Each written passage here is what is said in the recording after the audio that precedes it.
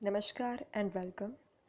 You are watching official YouTube channel of Shri A.K. Doshi Mahila College, Jamnagar, and I am Dhruvika Kanabar, faculty member, presenting some suggested most important and important questions TYBCom Semester 6, Subject Auditing and Corporate Governance and Financial Management for Saurashtra University Examination Year 2021.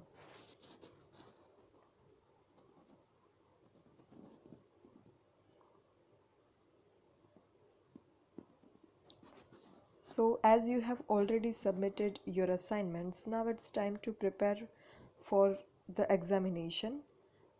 The weightage of assignments and internal examination is 30%, while weightage of university examination is of 70%.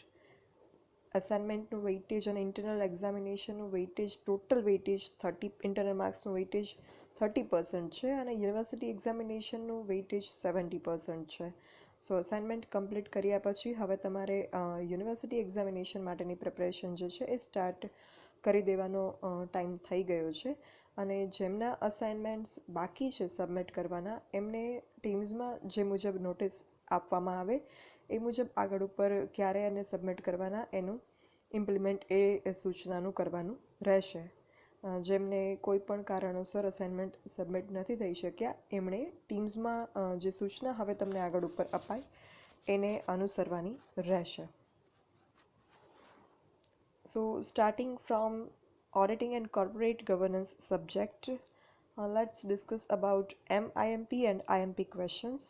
અને અગાઉ પણ આપણે discuss કરેલું છે એવી રીતના પહેલાં તમારે મોસ્ટ એમપી ક્વેશ્ચન્સ જે છે એને પરફેક્ટલી પ્રિપેર કરવાના છે અને એના પછી તમારે ઇમ્પોર્ટન્ટ ક્વેશ્ચન તરફ આગળ વધવાનું છે. And if you don't have enough time, અગર પૂરો ટાઈમ ન હોય તો તમારે ઇમ્પોર્ટન્ટ ક્વેશ્ચનને ટોટલી સ્કીપ તો નથી જ કરવાના પ્રિપરેશનમાં, બટ તમારે જે છે એ એક વખત વાંચી જવા અથવા તો પોઈન્ટ્સ છે એ યાદ રાખી લેવા ઇમ્પોર્ટન્ટ ક્વેશ્ચન્સના. અને મોસ્ટ ઇમ્પોર્ટન્ટ ક્વેશ્ચન જે છે એ તો પરફેક્ટલી જ પ્રિપેર કરવા એવું હું સજેસ્ટ કરીશ તમને.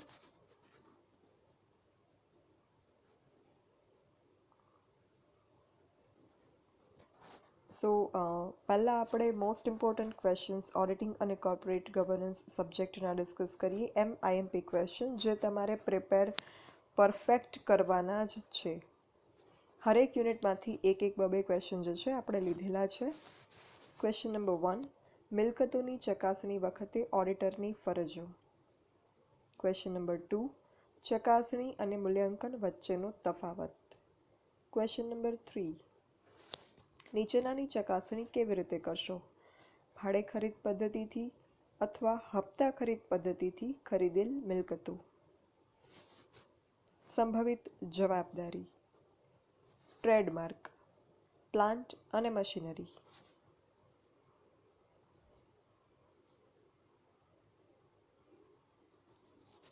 ક્વેશ્ચન નંબર 4, ડિવિડન્ડ એટલે શું? ડિવિડન્ડના વિવિધ પ્રકારો સમજાવો અને ઓડિટરની ડિવિડન્ડ અંગેની ફરજો જણાવો. ક્વેશ્ચન નંબર 5, વહેંચણીપાત્ર નફો એટલે શું? વહેંચણીપાત્ર નફાને અસર કરતા પરિબળો જણાવો. ક્વેશ્ચન નંબર 6, ઓડિટ અહેવાલનો અર્થ આપી ઓડિટ અહેવાલના મુખ્ય પ્રકારોની ચર્ચા કરો. ક્વેશ્ચન નંબર 7, સારા ઓડિટ અહેવાલના લક્ષણો જણાવો.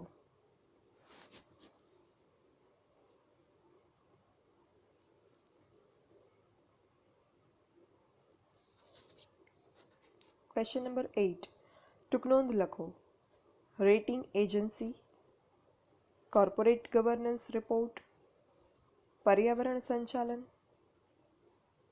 કરાર નોંધણી કલમ 49ના સિદ્ધાંતો. આ શોર્ટ નોટ જે લાસ્ટ વન છે એ તમને એમ પણ પૂછાઈ શકે કરાર નોંધણી, તો માત્ર કરાર નોંધણી એમ લખે અથવા તો કરાર નોંધણી કલમ 49ના સિદ્ધાંતો. આન્સર તમારો એ જ આવશે. તો અહીંયા મોસ્ટ ઇમ્પોર્ટન્ટ ક્વેશ્ચન્સ ઓડિટિંગના જે છે એ કમ્પ્લીટ થાય છે. હવે આપણે ઇમ્પોર્ટન્ટ ક્વેશ્ચન ઓડિટિંગના ડિસ્કસ કરીએ. Most important questions perfectly prepare થઈ ગયા પછી તમારે ઇમ્પોર્ટન્ટ ક્વેશ્ચન્સ જે છે એ પ્રિપેર કરવાના, જેમને પૂરેપૂરી સિક્યોરિટી જોઈએ છે એમણે આખો સિલેબસ પ્રિપેર કરવો. જેઓ આખો સિલેબસ પ્રિપેર કરી શકે એમ નથી એમણે મોસ્ટ ઇમ્પોર્ટન્ટ અને ઇમ્પોર્ટન્ટ ક્વેશ્ચન કરવા, અને જેઓ એ પણ કરી શકે એમ નથી એમણે એટલીસ્ટ ઇમ્પોર્ટન્ટ ક્વેશ્ચન તો તૈયાર કરી જ લેવા, એટલીસ્ટ મોસ્ટ ઇમ્પોર્ટન્ટ ક્વેશ્ચન તો તૈયાર કરી જ લેવા, અને ઇમ્પોર્ટન્ટ ક્વેશ્ચન છે એને એક વખત વાંચી જવા અને એના પોઈન્ટ્સ પ્રિપેર કરી લેવા. So now it is up to you how you want to prepare for the examination. હવે તમારે તમારું આયોજન કઈ રીતે કરવું પરીક્ષાની તૈયારીનું એ રીતના તમારે નક્કી કરવાનું છે. ઇમ્પોર્ટન્ટ ક્વેશ્ચનની વાત કરીએ તો ક્વેશ્ચન નંબર 1, મિલકતની ચકાસણી એટલે શું? મિલકત ચકાસણીના હેતુઓ સમજાવો. ક્વેશ્ચન નંબર 2, નીચેનાની ચકાસણી કેવી રીતે કરશો? મોટર વાહનો, દેવાદારો, પાઘડી. ક્વેશ્ચન નંબર 3, ડિવિડન્ડ અંગે કંપની ધારાની જોગવાઈઓ. ક્વેશ્ચન નંબર 4, તફાવત આપો, નફો અને વહેંચણીપાત્ર નફો.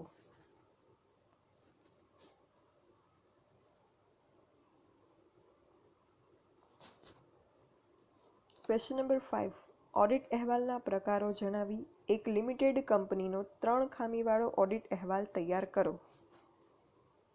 ક્વેશ્ચન નંબર 6, ઓડિટ અહેવાલનું મહત્વ જણાવો. ક્વેશ્ચન નંબર 7, ઓડિટરની બેદરકારી અંગેની તેમજ ફોજદારી જવાબદારીઓની ચર્ચા કરો.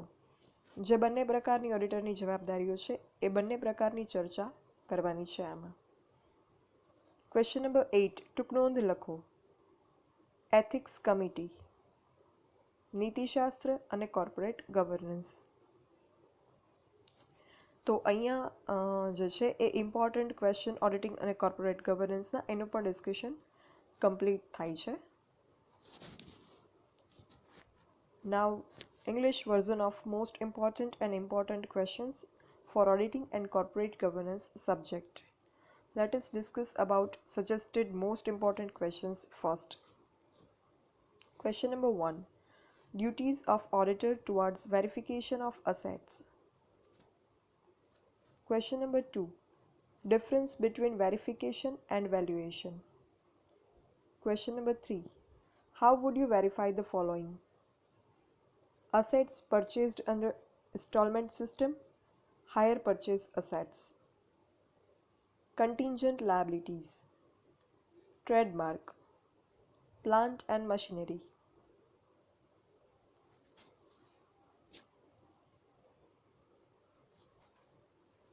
Question number 4, what is dividend? Explain the various types of dividend and state the auditor's duties about dividend. Question number 5, what is divisible profit? State the factors affecting divisible profit. Question number 6, give the meaning of an audit report. Discuss the main types of audit report. Question number 7, characteristics of a good audit report.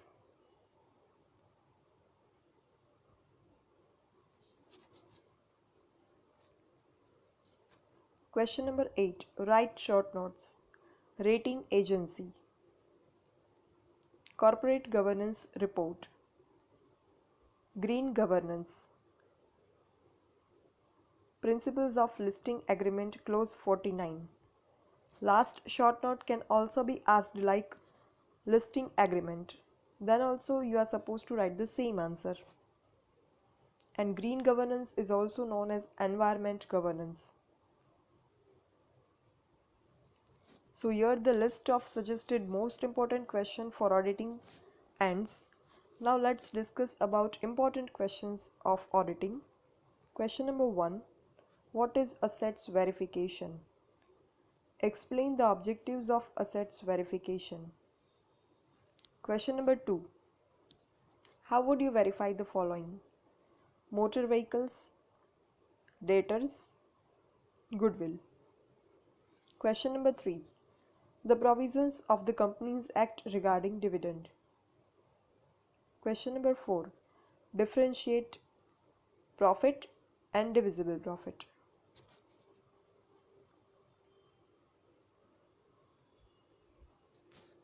Question number 5, State the types of audit report.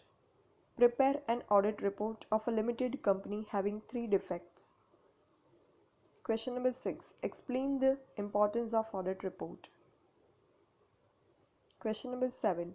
Discuss about negligence and criminal liabilities of an auditor. Question number 8. Write short notes. Ethics Committee, Ethics and Corporate Governance. Here the list of important questions of auditing also ends. Now let us discuss about suggested most important and important questions for the subject financial management.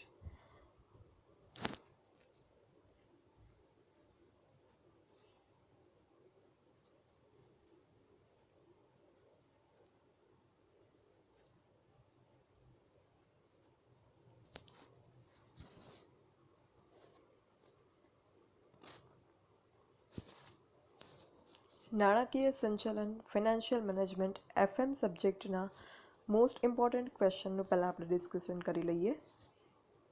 Question number 1. કાર્યશીલ મૂડી અને કાર્યશીલ મૂડી સંચાલન એટલે શું? કાર્યશીલ મૂડી નક્કી કરતા પરિબળોની વિગતે ચર્ચા કરો. Question number 2. કાર્યશીલ મૂડીના પ્રાપ્તિ સ્થાનો જણાવો. Question number 3. ઇન્વેન્ટરી અને ઇન્વેન્ટરી સંચાલન એટલે શું? ઇન્વેન્ટરી સંચાલનની જરૂરિયાત અથવા હેતુઓ, ફાયદા અને મર્યાદાઓ જણાવો. ખાસ ધ્યાનમાં લેવું કે અહીંયા આપણે ઇન્વેન્ટરી છે એના બદલે ઇન્વેન્ટરી શબ્દના બદલે માલ સામગ્રી કે માલ સામાન એવો શબ્દ પણ ઉપયોગમાં લઈ શકીએ. ઇન્વેન્ટરીનું ગુજરાતી માલ સામગ્રી અથવા તો માલ સામાન થાય છે એટલા માટે.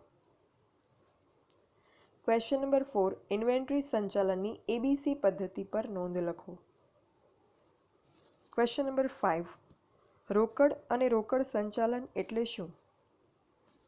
રોકડ પ્રવાહ નક્કી કરતા પરિબળો સમજાવો. Question number 6. લેણા અને લેણા સંચાલન એટલે શું? લેણામાં રોકાણનું કદ એટલે કે લેણાની રકમ નક્કી કરતા પરિબળો સમજાવો. Question number 7. ઉધાર શાખ નીતિ અને કડક શાખ નીતિ સમજાવો. આ ક્વેશ્ચન તમને એમ પણ પૂછાઈ શકે, તફાવત આપો ઉધાર શાખ નીતિ અને કડક શાખ નીતિ. તો તમારે તફાવતમાં એના અર્થ, એની વ્યાખ્યાના મુદ્દાઓ, એના ફાયદાના મુદ્દાઓ અને એના ગેરફાયદાના મુદ્દાઓ આ રીતે તમે લખી શકો. એમાં તમારે શું કરવાનું રહે, તમે અગર ઉદાર શાખ નીતિના ફાયદા લખો છો તો સામે કડક શાખ નીતિનો તમારે ગેરફાયદો લખવાનો, એટલે બંને જે છે એ ડિફરન્શિએટ થઈ જશે, તફાવત આવી જશે.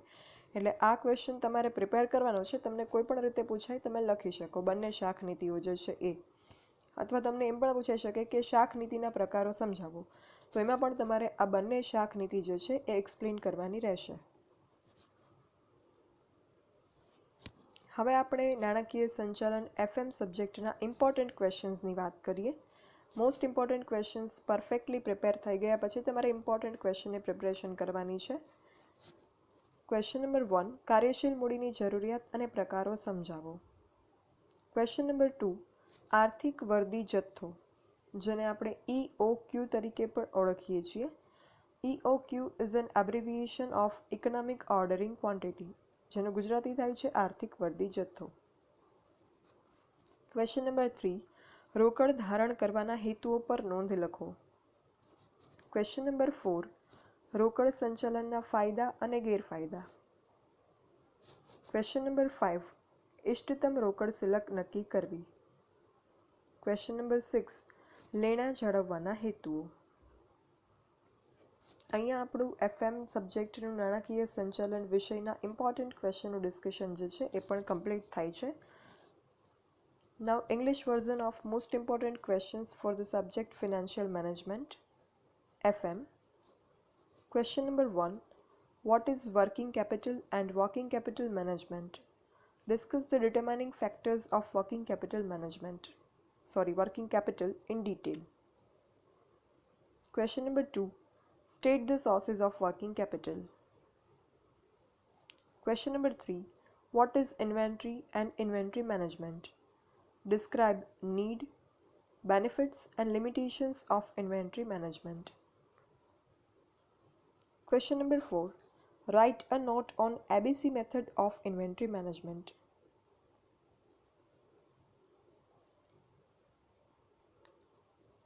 Question number 5. What is cash and cash management? Explain factors determining cash flow. Question number 6. What is receivables and receivables management? Explain determinants of size of investment in receivables.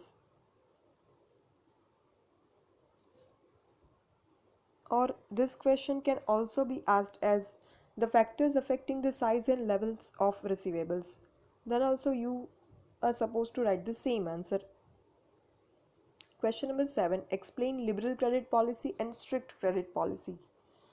This question can also be asked as differentiate between liberal credit policy and strict credit policy. Or this question can also be asked as explain the types of credit policies. All these questions, for all these questions the answer will be same. Here the most important questions are completed. Now let us discuss about important questions for the subject FM Financial Management. Question number 1. Needs and types of working capital.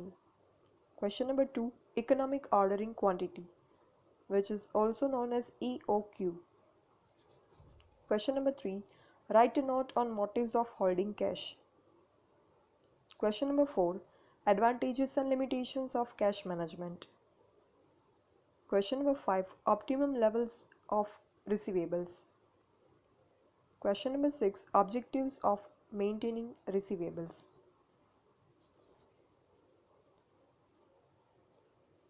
Here the important questions of FM subject also ends.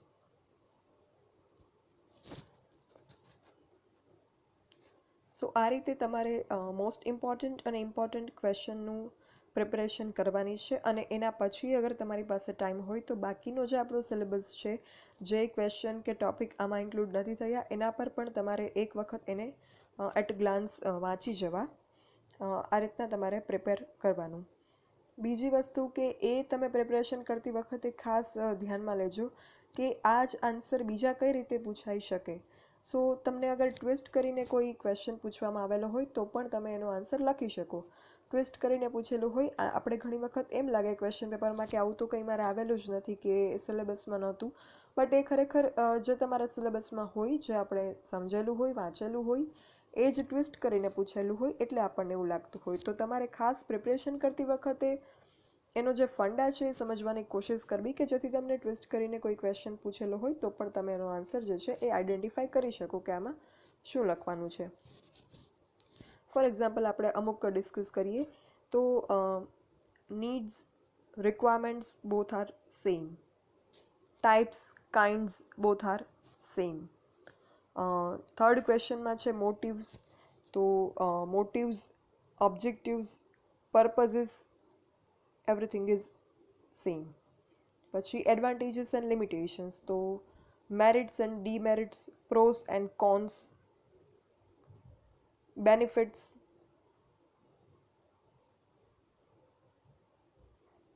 everything has same meaning. Then objectives, question number 6, objectives, so purposes, motives, objectives, everything has same meaning.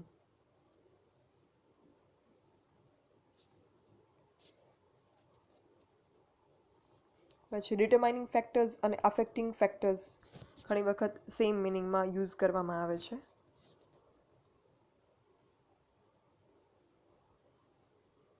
Sources and origin both are same. Benefits, limitations, advantages, pros and cons એનું આપણે discussion કર્યું.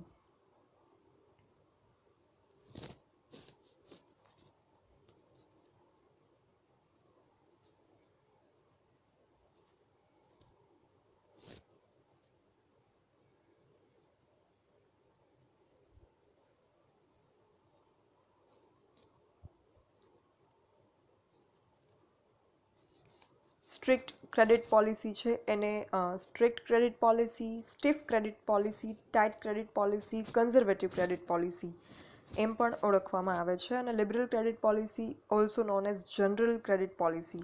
તમને અગર twist કરીને પૂછેલું હોય તો પણ you should no the meaning or you should be able to identify the question. જરૂરિયાતો, હેતુ એ સેમ. ફાયદા ગેરફાયદા, લાભ ગેરલાભ એ સેમ. ફાયદા મર્યાદા, હેતુઓ જરૂરિયાતો એ બંનેનો મિનિંગ સેમ થશે.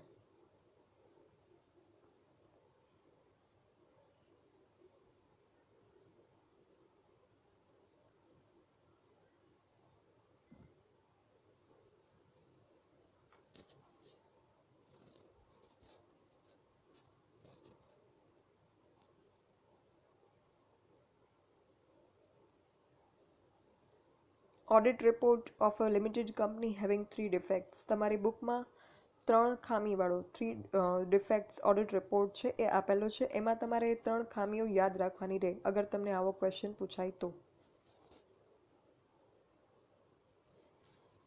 ઓડિટરના નિગ્લિજન્સ અને ક્રિમિનલ લાયબિલિટીઝ આપણે ફિઝિકલ ક્લાસરૂમમાં ડિસ્કસ કરેલું હતું. બંને પ્રકારની લાયબિલિટીઝ જે છે એ અહીંયા એક્સપ્લેન કરવાની છે. તફાવતનો પ્રશ્ન તમને આ રીતે પણ પૂછાઈ શકે, differentiate between profit and divisible profit or compare profit and divisible profit.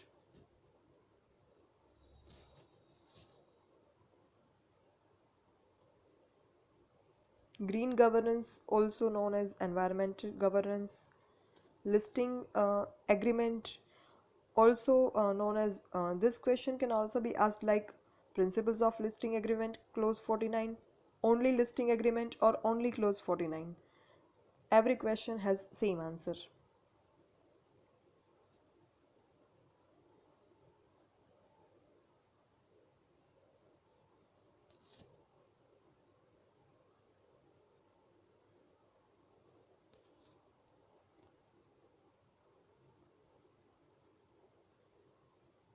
એક લિમિટેડ કંપનીનો 3 ખામીવાળો ઓડિટ અહેવાલ ટેક્સ્ટબુકમાં છે. આપણે ખામીવાળા અને ચોખ્ખો ઓડિટ અહેવાલની ચર્ચા કરેલી હતી ક્લીન રિપોર્ટ એન્ડ ક્વોલિફાઈડ રિપોર્ટની ફિઝિકલ ક્લાસરૂમ ટીચિંગ દરમિયાન. એમાં આપણે આ ડિસ્કસ કરેલું હતું. તો અહીંયા તમારે 3 ખામીવાળો અહેવાલ જે છે એક બોક્સમાં આપેલો છે એ યાદ રાખવાનો રહે અને એ પ્રિપેર કરવાનો રહે ઇફ આ ક્વેશ્ચન તમે ઓપ્ટ કરો એક્ઝામમાં પૂછાય ત્યારે. ઓડિટરની બેદરકારી અંગેની અને ફોજદારી અંગેની જવાબદારી અને એના પણ આગળ સબ પોઈન્ટ છે જે આપણે ક્લાસરૂમમાં લાઈવ ટીચિંગ કન્ટિન્યુ હતું ત્યારે ડિસ્કસ કરેલા હતા. એ આન્સર આમાં આવશે. નીતિશાસ્ત્રને ઇંગ્લિશમાં એથિક્સ કહેવામાં આવે છે. તફાવત આપો નફો અને વહેંચણીપાત્ર નફો. તફાવતના તમને પ્રશ્નો આ રીતે પણ પૂછાઈ શકે કે સરખામણી કરો અથવા તો તુલનાત્મક ચર્ચા કરો તો એ પણ સેમ જ થશે. કરાર નોંધણી કલમ 49ના સિદ્ધાંતો. આ ક્વેશ્ચન તમને ખાલી કરાર નોંધણી, ખાલી કલમ 49 આવી રીતના પણ પૂછાઈ શકે તો એમાં પણ તમારે એ જ આન્સર લખવાનો થશે. અસર કરતા પરિબળો હોય કે નિર્ણાયક પરિબળો એ પણ સેમ થશે.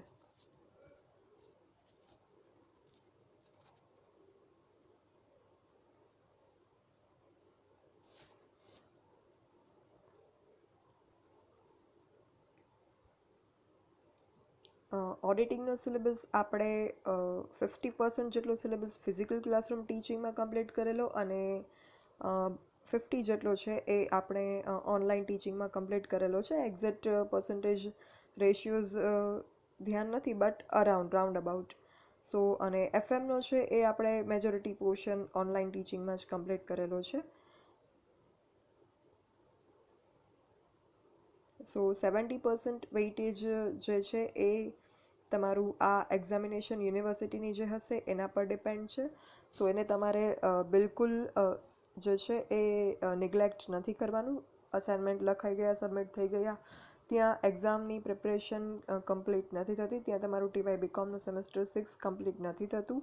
એ માત્ર 30% વેઇટેજ હતું. 70% એક્ઝામ પર બેઝ છે. સો એની પ્રિપરેશન જે છે એ પણ તમે સ્ટાર્ટ કરી દેજો. અત્યારે હજુ કોઈ ઓફિશિયલ ન્યૂઝ છે નહીં કે એક્ઝામની ડેટ છે ચેન્જ થઈ છે કે નહીં, એટલે અત્યારે જે ડેટ તમને આપેલી છે એ ડેટને ધ્યાનમાં રાખીને જ તમારે પ્રિપરેશન કરવાની છે. આગળ ઉપર અગર યુનિવર્સિટીમાંથી કોઈ સૂચના હશે તો તમને કોલેજમાંથી એ સૂચના આપવામાં આવશે એક્ઝામની ડેટ વિશેની. અને બાકી જે કંઈ એક્ઝામના લગતી ઓફિશિયલ નોટિફિકેશન્સ છે તમારા સુધી પહોંચાડવામાં આવશે કોલેજમાંથી.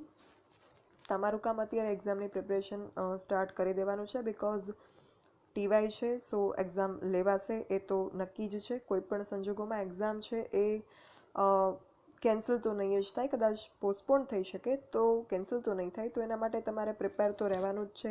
બની શકે કે પાછું ડેટ એક્સટેન્ડ થાય તો જ્યારે પણ એક્ઝામની ડેટ આવે ત્યાર ઉપર આપણે એમ ન વિચારવું કે ઓકે તો ત્યારે પ્રિપરેશન કરશું, બિકોઝ અગર કોઈ સંજોગો છે એવા હોય અને આપણાથી પ્રિપરેશન ન થઈ શકે બરાબર રીતે, તો તમારું જે રિઝલ્ટ છે બેચલર્સનું એ ખોટું બગડે એવું ન કરવું. પ્રિપરેશન કરી દેવી સ્ટાર્ટ.